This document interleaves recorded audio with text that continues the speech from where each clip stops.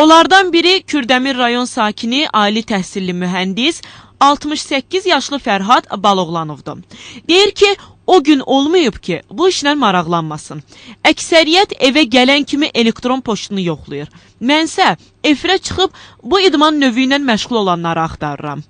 Hal-hazırda 50-yə nəfərə yaxın deməli radio həvəskarı var. Onlardan da deməli 2 nəfər Kürdəmirdə, 1 nəfər isə Qusarın Ləyər kəndindədir. Ölkəmizin başqa rayonlarında heç bir həvəskar radio stansiya yoxdur. Fərhad Baloğlanov çəkiliş müddətində də efirə çıxıb bir neçə dəfə çağırış etdi. Lakin ölkəmizdən ona cavab verən olmadı. Bakı stansiyalarına, diqqət, Bakı stansiyalarına çağıram. 1978-ci ildən idmanın bu növü ilə məşğul olan Fərhad Baloğlanov 1986-cı ildə Respublika çempionatında 2-ci yerə layiq görülüb. O, dünyanın istənilən yerindən olan radio həvəskarlarla danışdıqdan sonra ünvanını təsdiqləmək üçün qarşı tərəfə məktub göndərməli olur. Здравствуйте, добрый день. Ваше имя не принял, Краснодар принято. Qəhrəmanımız ermənilərin mənfur niyyətlərinə qarşı da cəbhə bölgəsində efirə çıxıb.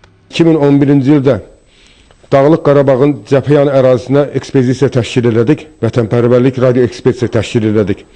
Belə ki, ermənilər Dağlıq Qarabağ indiki Xocavənd şəhərinin rayonunda 3 dənə radio stansiya, həvəskar radio stansiya işləyir. Amma onların çağırış siqnalları, Ermənistanın çağırış siqnalları istifadə olunur onlarda.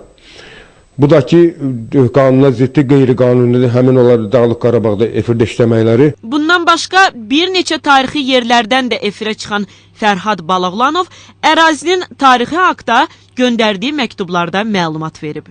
Mayaklarımızı, qoruqlarımızı, sonra tarixi abidələrimizi də efir vasitəsilə təbliğ edirik.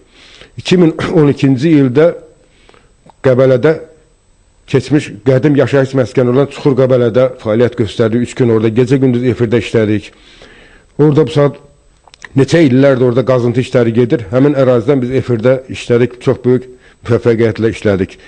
Yüzlərlə ölkə ilə rabitə saxladıq, minlərlə rabitə keçirdik həmin ərazidən.